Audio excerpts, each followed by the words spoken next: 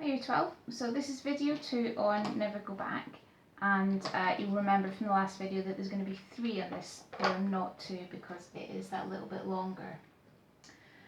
So this second section, which has been, it's clearly like a different episode, because unlike any of the other poems, I believe, we've got like a little asterisk that actually separates it out, so it's almost like, to use one of the words from the poem, like a different snapshot of memory. And we changed setting. So we were in the bar, and then we were outside the bar in the first 2 stanzas, and now we're in a house. So clearly a house that the persona grew up in or spent time there when she was younger. And the house is kind of heavily personified throughout this stanza, personified in a way which seems to mirror the streets. They felt kind of dying or dead, described as blackened stumps of houses as well. And then the first, in fact, I'll read these 2 stanzas so we've got a sense of where we are. Okay, the house where you were, one of the brides has cancer. It prefers to be left alone, nursing its growth and cracks, each groan and creak accusing as you climb the stairs to the bedroom and draw your loved body on blurred air with the simple power of loss. All the lies told here and all the cries of love suddenly swarm in the room, sting you, disappear. You shouldn't be here. You follow your shadow through the house, discover that objects held in the hands can fill a room with pain. You lived here only to stand here now and half believe that you did. A small moment of death by a window, myopic with rain. You learn this lesson hard, speechless, slamming the front door, shaking plaster confetti from your hair. So, hopefully you get a sense from these stanzas that what's being discussed now is a past relationship, a relationship that the persona had when she lived in this place, and coming back is reminding her of the pain that she went through, referenced there in the power of loss when that relationship broke up. And she describes herself as one of the brides. Now, I think this is an interesting description, and I don't think it's necessarily a literal one. I don't think this necessarily means that she was engaged or that it's a marriage that has broken up. I think bride there is more general, and I think has kind of reference to the fact that often people who have like their first relationship in school or shortly after and they stay at home often will stay together, and people who then go off to university might break up. And it's the idea that perhaps she felt that she was destined to be with this person when they were younger and when they were both at home, destined in the sense that she'd almost kind of imagined their wedding. So to me, the idea of her being a bride is more general than a literal engagement. But it does reference her, that noun kind of references her as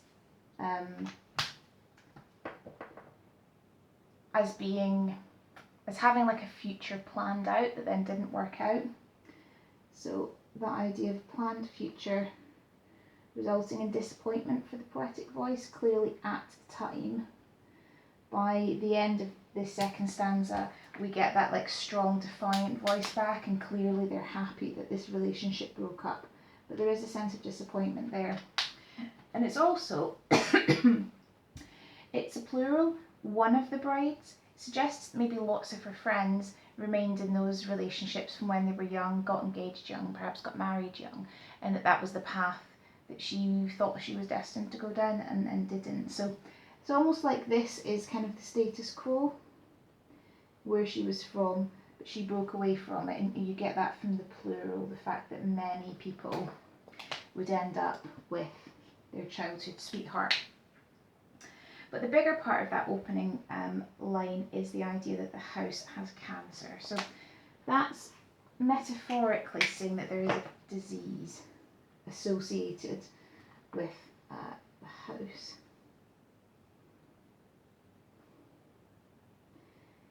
Which suggests a sickness. It suggests that she was right to leave. If there was something kind of unnatural and diseased about that setting, then the decision clearly to leave was right, and that's how she views it. So again, there's a real kind of emotional disconnect from her home. If she can say that it was, cancerous. So a disease, disconnect from home in a kind of emotional way. And then the personification of the house kind of, it morphs from this metaphor. It prefers to be left alone, nursing its growth and cracks, each groan and creak accusing as you climb the stairs to the bedroom. So this is all kind of a bit of extended personification, and I think the verb accusing there is interesting. It suggests that she feels there is a judgment. So verb, I'm just going to say within the personification. There we go. That she feels judged, now obviously not literally by the house, but by the people there for what she has done. A sense of judgment and almost shame, because she has left, and clearly not all of her friends have. When you do something like that, often, so for example, I was the only one of my friends who didn't go to university in the town that we grew up in, and there was a sense of judgment that you think you're better than people somehow, or that, setting your sights higher or somewhere else means that you're looking down on other people. So I think that's where I connect with the poem. That's where I think that sense of judgment comes in. And then you get this really interesting image. So climb the stairs to the bedroom and draw your loved body on blurred air with the simple power of loss. So this to me is her remembering what it felt like to be loved by that person that she's now no longer with. And the idea of drawing it on blurred air is kind of, to me, imagining it, kind of lying in bed looking up and kind of remembering those moments of passion when she was with her childhood sweetheart. And how is she managing to do that? Well, the power of loss, that the emotional strength of that breakup, like the emotions were clearly very strong, and she's able to, kind of conjure up what it was like. She's able to remember that relationship. And to me, what's interesting is both the blurred air and the loved body. So the loved body, that noun phrase,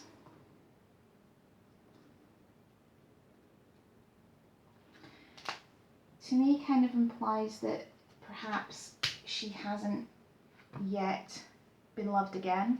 She's not been in another relationship like that. In the past tense of loved, there is a kind of mournful, regretful feeling in that despite the relationship being wrong, and her being happy that it is over, she's kind of mourning that feeling of being loved.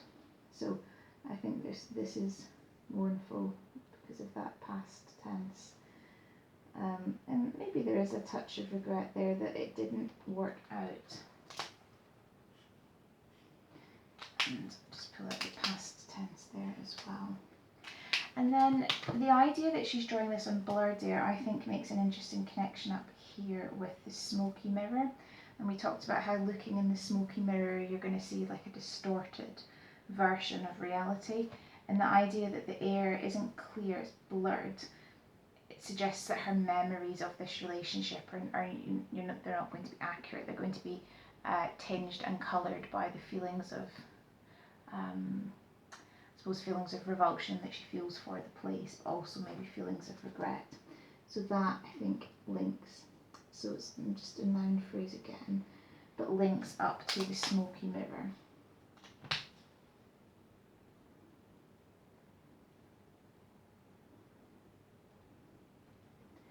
And is kind of pointing out, in terms of the theme of memory, pointing out some of the issues with feeling nostalgic and the issues with memory. You don't remember things accurately.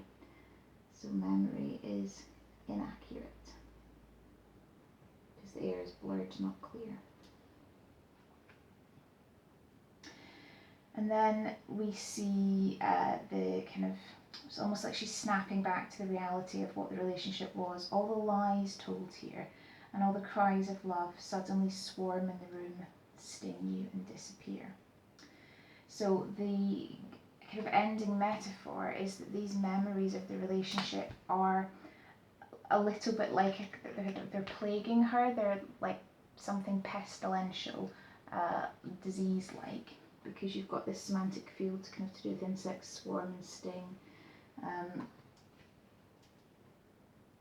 So metaphorically, the memory here is being likened to something that has a plague on her.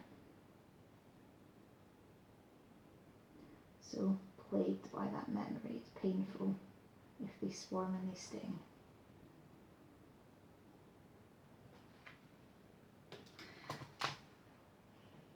Okay, and then there's a kind of renewed feeling of certainty in that first line of the next stanza. You shouldn't be here. And I think the certainty is kind of underscored by how short that line is. It's really quite powerful, and it's similar to the ending of that second stanza, those short imperative minor sentences. You shouldn't be here. So short declarative just suggests again a poetic voice that is in control.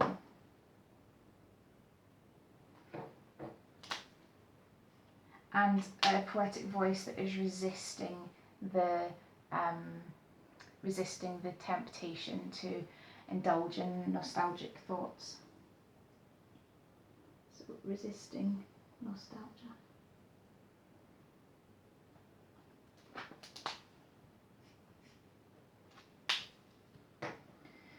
Okay, you follow your shadow through the house, discover that objects held in the hands can fill a room with pain. So the reference to her being like a shadow is similar to a reference earlier on of her being, the references to ghosts somewhere. It is, yeah, your ghost bides around for the parched. So when, and also similar to the reference to her friend's head being a negative of itself, the idea that back in this setting she isn't fully herself, that there's something missing, and that is partly due to her not feeling that she can be herself in that setting. So I think this picks up imagery from earlier on. So that imagery of kind of suggesting that she is she's kind of not fully herself in the past and in memories of the past. And it is something to do with this setting that draws out that feeling that she's just a shadow of herself or a ghost. And then you've got this interesting line here, you lived here only to stand here now and half believe that you did. So that to me is saying that when she looks back, she feels like she didn't really live a proper life there, and that the only purpose of that stage of her life was to take her to that moment now where she's rejecting it. So it's the only purpose it serves is to remind her to never go back there and to never try to pick up the threads of that life again. And I think the half believe, that phrasal verb, is interesting. Remember, I've seen a couple of these as mistakes, and it's not the end of the world because they're quite tricky, but a phrasal verb is a little bit like a compound adjective. It's when you've got more than one word that forms the verb. But a verb phrase, which is not the same thing as a phrasal verb, it sounds the same but it's not. A verb phrase is when you've got the auxiliary verb in the main verb, or a modal verb in the main verb. So will run is a verb phrase, auxiliary will, run, main verb, or could dance is a verb phrase, could modal, dance verb. This isn't a verb phrase, it's a phrasal verb because those two words form the verb. It's not just believe, it's half believe. So just make sure if you're thinking, oh what, I didn't know that, go back and look in your knowledge organiser because I've got verb phrases in there, and I think we wrote phrasal verb in, so they're not quite the same. So anyway, the verb have believed suggests that, again, you can't trust your memory. She almost can't believe that that was her in that relationship with those friends. She's changed so much now, she's so different that it's difficult to fully kind of reconcile that with her memory of herself. So it suggests that memory is quite deceptive, or can be deceptive. And the poetic voice is a bit unsure of herself here. So she goes, kind of oscillates between being certain and decisive and then also being unsure. Then she says, a small moment of death by a window myopic with rain. So something that's myopic is like short-sighted. So making decisions that aren't really based on your long-term benefit, just your short-term benefit. And what we'll just pick out here is the enjambment, drawing attention to words again to do with time. So we have that up here, didn't we? We had day and hours. I think was it just day and hours? And then, yes, day and hours. And then down here, where are we? The small moment. So the idea that memory is kind of built up through these little snapshots of time, whether they are days or hours or moments. So the enjambment is drawing our attention to that word there.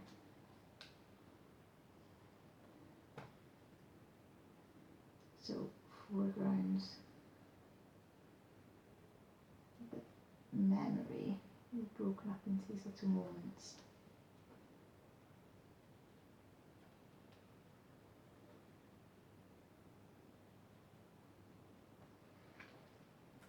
And then you get a really, I think this is a really satisfactory ending to the stanza because it echoes back to the beginning.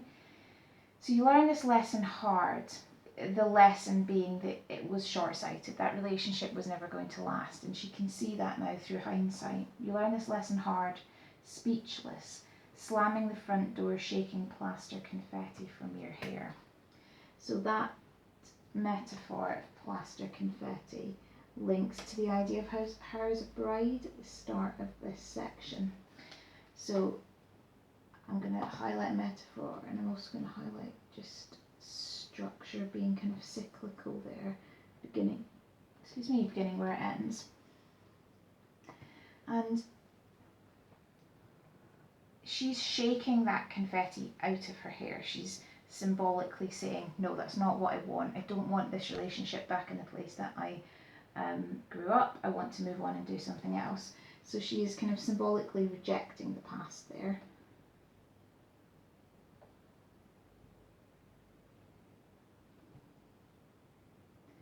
Also, I think, I don't know, this might be one of those moments I get the feeling where people think, really, I think you're reading into it too much, but I like that it's cyclical and that is suggesting something about how easy it is to become trapped in the past. Like this again, like get the drinks in again. Clearly, it would be very easy to spend all your time in the past reliving old memories, staying with old friends. Much harder and more uncomfortable to push forward and do something different. So I think that the cyclical structure of these stanzas, that the cyclical structure of those images reinforces that idea that it's easy to get stuck in the past. Again, you might think it's a bridge too far in this, but I really like that. So I'm going to finish by saying that this illustrates, again, that cyclical, I'm going to run out of space, nature of memory and nostalgia. And she needs to break out of that. Okay, that's it for video 2, and I will see you again in video 3.